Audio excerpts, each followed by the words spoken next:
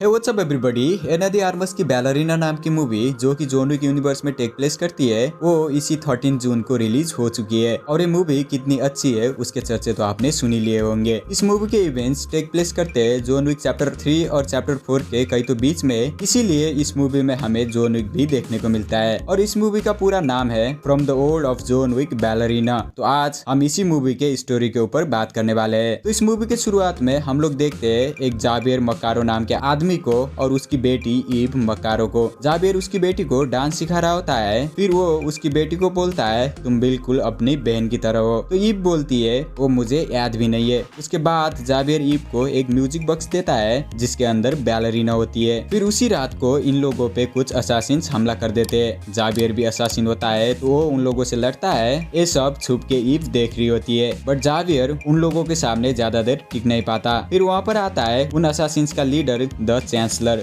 Xavier और chancellor बात करते हैं। जावियर ने चांसलर की बेटी के साथ शादी किया होता है और अब उसकी पोती जो कि जावियर की बेटी है वो उसे लेकर उस जगह से भाग गया था। उस जगह पर सभी लोगों को असासिन बनाया जाता था और जावियर उसकी बेटी को क्राइम की दुनिया से दूर रख के उसे नॉर्मल लाइफ देना चाहता था। बट यहाँ पर चांसलर ईव को वापस लेने के लिए आया था। तो चांसलर जावियर को दो ऑप्शन देते हुए बोलता है या तो तुम खुद अपनी जान दे दो और अपनी बेटी को बचा लो या मुझे मार दो, फिर तुम और तुम्हारी बेटी दोनों मारे जाएंगे। तो जावियर बेटी को बचाने के लिए खुद पे गोली चलाने वाला होता है, तभी ईव चिल्लाती है तो उन्हें ईव दिख जाती है। तो फिर से जावियर उन असासिन्स को मारने लगता है और उस जगह से चांसलर चला जाता है। एक असासिन जावियर को मारने वाला होता है तो ईव सामने आती है और एक आदमी के साइड में गन होती है, उसे उठाकर असासिन के ऊपर गोली चला देती है। फिर जावियर उस जगह पर बॉम्ब फिट करता है और ईव को लेकर वहाँ से भाग रहा होता है तो उसे एक गोली लग जाती है। फिर भी वो लोग वहाँ से निकलते हैं और उस जगह पर पूरा ब्लास्ट हो जाता है। ब्लास्ट में असासिन्स तो मरते हैं बट चांसलर पहले वहाँ से निकल चुका था तो उसे कुछ भी नहीं होता है। और यहाँ पर गोली लगने के वजह से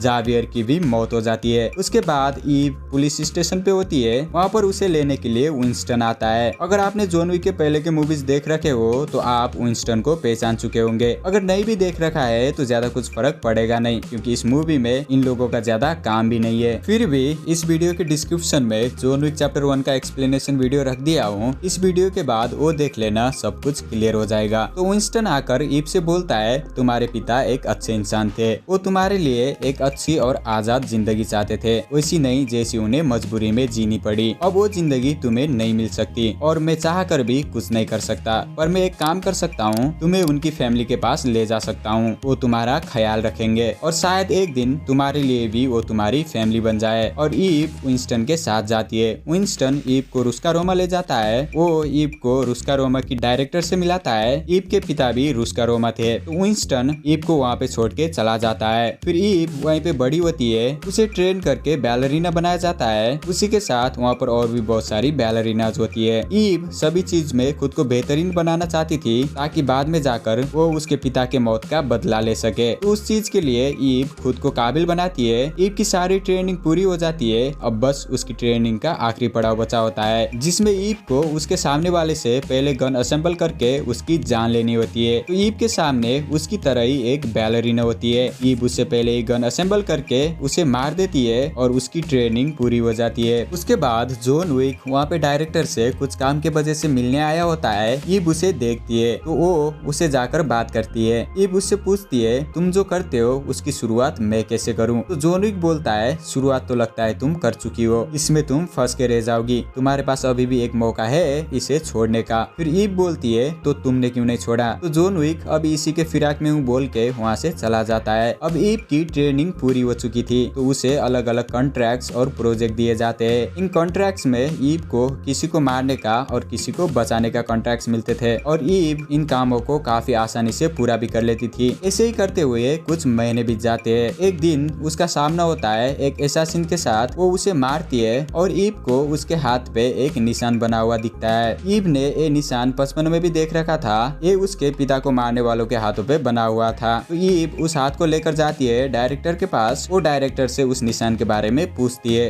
तो डायरेक्टर ईव से बोलती है ऐसे निशान वाले लोग ना कोई नियम मानते, ना डरते, ना किसी पे रेम करते, ना वो हमारे काम में टांग अड़ाते, ना हम उनके काम में दखल देते। फिर ईव पूछती है तो वो लोग बचपन में मुझे क्यों किडनैप करना चाहते थे। तो डायरेक्टर बोलती है तुम उन्हें नहीं ढूंढ पाओगी। उनका पीछा करने से सिर्फ तबाही आएगी। मैं तुम्हें ऑर्डर देती हूँ, उनके पीछे मत जाना। बट ईव डायरेक्टर की बात नहीं सुनती है क्योंकि ईव को बदला लेना था। तो वो आती है न्यूयॉर्क के कॉन्टिनेंटल होटल में विंस्टन से मिलने। वो विंस्टन से भी वही सवाल पूछती है। विंस्टन ईव से बोलता है वो कुछ सन की लोग है, ऐसे लोग जो कत्ल किसी वजह से नहीं शौक के लिए करते हैं। मेरे और आप जैसे लोग जिस दुनिया में रहते हैं वो वहाँ पर नहीं रहते। उनकी एग्जैक्ट लोकेशन तो कोई नहीं जानता, पर ऐसे लोग हमारे होटलों पे आने पे हम उन पे नजर रखते हैं। और ऐसे ही हाथ में निशान वाला एक आदमी अभी हमारे परक के कॉन्टिनेंटल होटल में ठहरा हुआ है। तो विंस्टन उस आदमी की डिटेल्स निकलवाता है। उसका नाम डैनियल पाइन होता है और उसके सर पे $2 मिलियन का इनाम लगा होता है। तो वो डिटेल्स विंस्टन ईव को देता है और ईव उस कॉन्टिनेंटल होटल पे जाती है। वहाँ पर पहले से ही कुछ लोग डैनियल पे नजर रखे होते हैं। वो लोग डैनियल को कुछ भी नहीं करते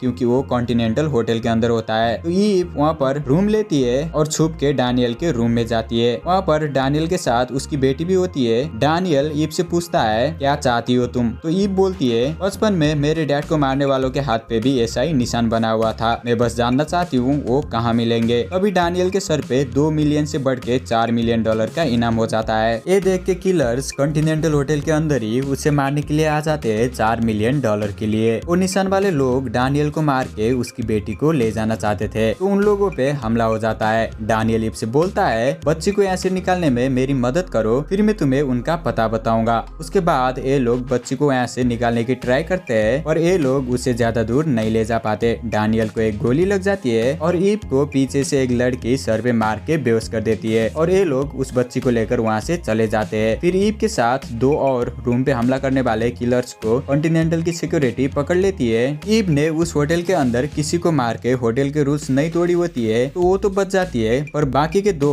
होटल के रूल्स तोड़ने के वजह से मारे जाते हैं। उसके बाद ईव एक गन शॉप में जाती है। वहाँ पर दुकानदार से उन निशान वाले लोगों के बारे में पूछती है, बट वो आदमी इसके बारे में कुछ भी नहीं बताता है। फिर ये ईव को अलग अलग गन्स दिखा रहा होता है। तभी वहाँ पर निशान वाले लोग ईव को मारने के लिए हमला कर देते हैं क्योंकि ईव डैनियल का साथ दे रही थी। वहाँ पर जबरदस्त लड़ाई होती है। ईव सबको एक एक करके खत्म करती है। इस फाइट में उस शॉप ओनर का काफी नुकसान हो जाता है। तो वो आदमी गुस्से में आकर ईव को उन निशान वाले लोगों का ठिकाना बता देता है। फिर ईव उसे थैंक यू बोलती है और उस लोकेशन के लिए निकल पड़ती है। वो जैसे उस लोकेशन पे एंटर करती है, उस पे वहाँ के लोग नजर रख रहे होते हैं। वो गाड़ी से उतर के एक कॉफी शॉप में जाती है और वहीं पे उसके ऊपर हमला होना शुरू हो जाता है। इस जगह का हर एक इंसान ईव के पीछे पड़ जाता है। बहुत लंबी और खतरनाक फाइट के बाद भी वो लोग ईव को कंट्रोल नहीं कर पाते। तो वो नजर रखने वाला आदमी चांसलर को फोन लगाता है और ये सब बताता है। तो चांसलर सारे प्रोटोकॉल्स को फॉलो करने का आदेश देता है। फिर उसके बाद वहाँ पर सभी को घर से बाहर निकल के उस लड़की को मारने का आदेश मिलता है और वहाँ पे हर एक इंसान ईव को ढूंढ के मारने में लग जाता है। ईव बहुत सारों को मारती है और उसके पीछे पूरा गाँव पड़ा हुआ था, तो उसे वो लोग मार के घेर लेते हैं। फिर वहाँ पर आती है वो लड़की जिसने ईव को पिछली बारी मार के बेहोश कर दिया था। तो उसे ईव का रुस्का रोमा वाला टैटू दिख जाता है। तो वो लड़की ये बात चांसलर को जाके बोलती है। चांसलर ईव के पास आके बोलता है बहुत सालों पहले एक बार मैं तुम्हारी डायरेक्टर से मिला था, मुझे वो कुछ खास अच्छी नहीं लगी, मगर इसके बावजूद हमारी बातचीत बहुत अच्छे से हुई। नियमों को लेकर हमारी सोच बिल्कुल एक जैसी थी। तो ईव बोलती है मुझे यहाँ डायरेक्टर ने नहीं भेजा, रुस्का रोमा से इसका कोई लेना देना नहीं है। तो चांसलर बोलता है अगर लेना देना नहीं था तो अब होगा, और बोलता है तुम यहाँ आई क्यों? उस बच्ची के लिए आई हो तो बहुत बड़ी गलती कर रही हो, क्योंकि वो मेरी पोती है। एक दिन ये सब उसका हो जाएगा और मेरे बेटे ने मेरी पोती को उसकी विरासत से दूर करना चाहा। ये वो जगह है जहाँ तुम जैसे लोग जीने आते हैं। और पूछता है क्या तुम भी कभी अपनी खुद की फैमिली नहीं बसाना चाहोगी? तो ईव बोलती है मेरी भी एक फैमिली थी। जब मैं छोटी थी तुम्हारे लोग मेरे घर में घुसे थे, उन्होंने मेरे डैड को मारा और मुझे ले जाने की कोशिश की। ये सुन के चांसलर ईव को पहचान जाता है। फिर चांसलर इस लड़की को बुलाता है, इसका नाम लेना मकारो होता है। ये एक्चुअली में ईव की बहन होती है। तो चांसलर लेना से बोलता है सालों पहले मैंने उसके डैड को मारा था, वो यहाँ इसीलिए आई है, वो बहन है तुम्हारी। और तभी अंदर ईव लोगों को मारना शुरू कर देती है। गोली की आवाज सुनते ही ये लोग भी अंदर जाते हैं। ईव को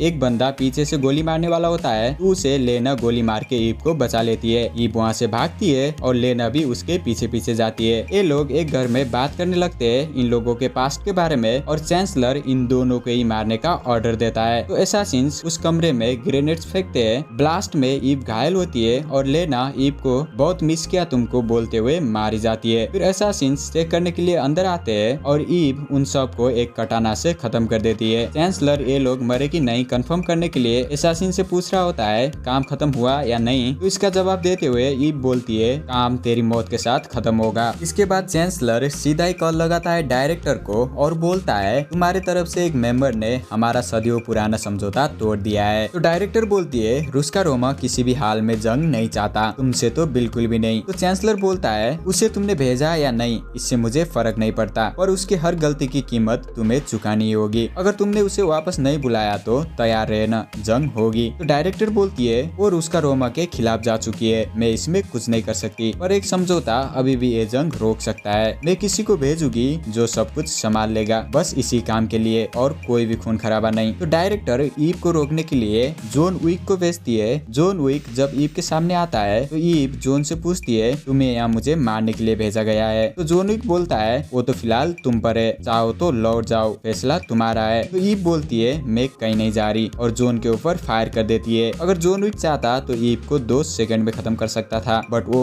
उसे नहीं मारना चाहता था। तो वो फिर से बोलता है यहाँ से चली जाओ, बट ईव भी पीछे नहीं हटने वाली थी। वो जॉन विक से बोलती है उसने मेरे डैड को मारा। तो जॉन विक बोलता है मैं जानता हूँ। फिर ईव जॉन से बोलती है मुझे उसे खत्म करने दो। तो जॉन विक ईव को 30 मिनट का टाइम देता है उसे खत्म करने के लिए। फिर उसके बाद ईव वहाँ पर जो धड़ाईधड़ लाशें बिछाती है वो देख के तो मजा ही आ जाता है, और एक जगह पर वो मरने वाली होती है तो जॉन विक उसे हेल्प भी करता है। उसके बाद एसासिन्स उसके पीछे भी लग जाते हैं तो जॉन विक भी उन्हें मारने लगता है। ऐसे हालात को देख के चांसलर इस जगह को छोड़ के जाने वाला होता है। ईव उसकी गाड़ी पे फायर करके उसे रोक लेती है। उसके बाद वो चांसलर को मार के उसका बदला पूरा कर लेती है और उस बच्ची को अपने साथ ले जाती है। जॉन विक को डायरेक्टर फोन करके पूछती है वो मर गई। तो जॉन विक बोलता है वो मर गया। तो डायरेक्टर बोलती है ठीक है और फोन रख देती है। फिर हम लोग देखते हैं डैनियल पाइन को ईव ने उसकी बेटी को उसके पास पहुंचा दिया होता है। उसी के साथ अब ईव के सर पे $5 मिलियन का इनाम रख दिया जाता है और इसी के साथ ये मूवी यहीं पे एंड हो जाती है। ऑलराइट, सो या डिस्क्रिप्शन में जॉन विक चैप्टर 1 का एक्सप्लेनेशन वीडियो का लिंक दे रखा हूँ, उसे जाके देख लेना। बाकी आपको ये मूवी कैसी लगी अपना ओपिनियन कमेंट में बताना, एंड मिलते हैं नेक्स्ट वीडियो में। तब तक के लिए बाय।